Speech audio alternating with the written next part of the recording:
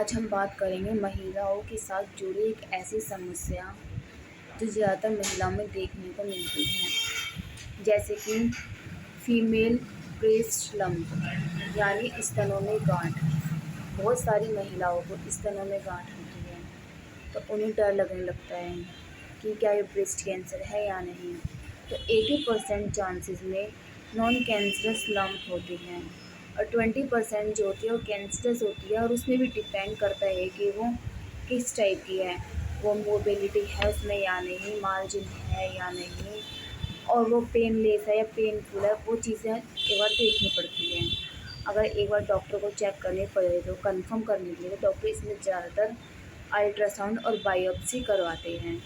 तो इसमें कुछ ऐसे केस 20% केसेस में कैंसरस होती है, और ये डिपेंड करती है कि महिला की एज क्या है और उसको कितने टाइम से है और उसका मार्जिन कितना है, कितनी मोबिलिटी है, और उसको हम टच कर रहे हैं तो कैसा फील हो रहा है।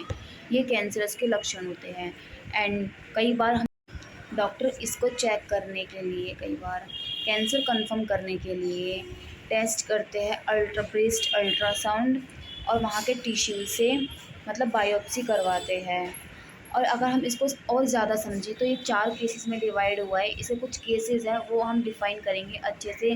जैसे इसमें पहला आता है फाइब्रो एडिनोमा, दूसरा है ब्रेस्ट एब्सेसिस यानी ब्रेस्ट में फोड़ा हो जाना, और थर्ड जो आता है वो है कार्सिनोमा, फोर्थ होता है वो होता है फाइब्रो एडेनोसिस। तो अब हम इन सभी लम्स को कुछ केसेस में डिवाइड करके समझेंगे कि इन लम्स का ट्रीटमेंट क्या है और एक किस बीमारी में कैसी लम्स होती हैं। तो हम पहली लम्स के बारे में डिस्कस करते हैं। सपोज़ दैट कोई यंग फीमेल है और उसकी ब्रेस्ट में लम्प हो चुकी है, उसके ब्रेस्ट में गांठ हो चुकी है।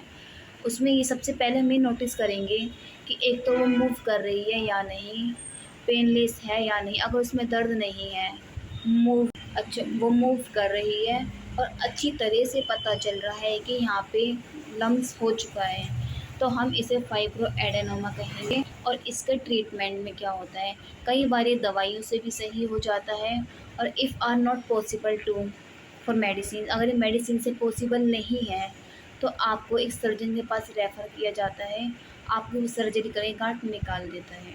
तो अब हम बात करते हैं सेकंड केस की, जिसमें यंग प्री मेनोपॉज़ल फीमेल यानी कि वो महिलाएं जिनके एनसी हो रहे हैं, जिनके पीरियड्स आने से पहले उनके ब्रेस्ट में दर्द होने लगता है और उनको दर्द वाली गांठ होती है, लंप होती है। तो चीज़ मतलब वो सही से डिफ़ाइन नहीं हो पाती कि लंप हैगा, और दबाने पर सही से पता नहीं चल पाता। तो इसके लिए ट्रीटमेंट ये है कि आपको पीरियड्स आने से पहले अगर ब्रेस्ट में दर्द हो रहा है तो वो पीरियड की वजह से भी हो सकता है। तो आपको इसके लिए ट्रीटमेंट ये है कि आप ब्रेस्ट सपोर्ट के लिए कुछ यूज़ कर सकते हैं। वहाँ पर पीरियड आने से पहले दर्द बढ़ जाता है और वो लंप समझने नहीं आती लंप है कहाँ, तो इसे हम फाइब्रो एडेनोसिस कहते हैं। इसके ट्रीटमेंट के लिए आपको ब्रेस्ट सपोर्ट, मेडिसिन्स, अगर आपको सॉल्यूशन नहीं मिल रहा तो आप किसी सर्जन को दिखा सकते हैं। ये थर्ड केस की यानी कि वो महिलाएं जो लैक्टेटिंग मदर हैं, यानी कि वो महिलाएं जो बच्चों को दूध पिला रही हैं और उनके ब्रेस्ट में रेडनेस, स्वेलिंग, पेन या आपको फीवर महसूस हो रहा है, तो आपको ब्रेस्ट एब्सेसिस यानी फोड़ा या फुंसी हो सकता है ब्रेस्ट पर। तो आपको इसके ट्रीटमेंट के लिए सबसे पहले ब्रेस्ट सपोर्ट की ज़रूरत है, और आपको अफेक्टेड ब्रेस्ट से बेबी को बिल्कुल भी मिल्क फीडिंग नहीं करवाना है, लेकिन आपको ब्रेस्ट पम्प से वहाँ का जो मतलब ब्रेस्ट इफेक्टेड ब्रेस्ट है उस ब्रेस्ट का मिल्क निकाल देना है।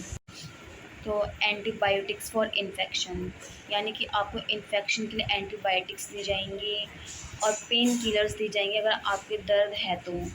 इफ़ आपको अगर रिलीफ नहीं मिल रहा तो आपको वहाँ पे इंसिजन यानी कि चीरा लगाकर पस को निकाल दिया जाएगा। अब हम फोर्थ केस की बात करते हैं। यदि आपको लंप यानी गांठ आपको 35 वर्ष के बाद बनी है तो आपको कार्सिनोमा यानी कि कैंसर हो सकता है। अगर इसका जल्दी पता चल जाए तो इसका ट्रीटमेंट करना आसान होता है। तो ब्रेस्ट कार्सिनोमा के साइन जो होते हैं वो होते हैं कि एक जो लंप है वो पेनलेस होगी, लंप में दर्द बिल्कुल भी नहीं होगा, वो एक हार्ट बनी हुई दूसरी चीज़। और जो लंप होती है वो फिक्स्ड होती है, वो मूव नहीं करती। तो यही होते हैं कार्सिनोमा साइन के सिम्टम्स।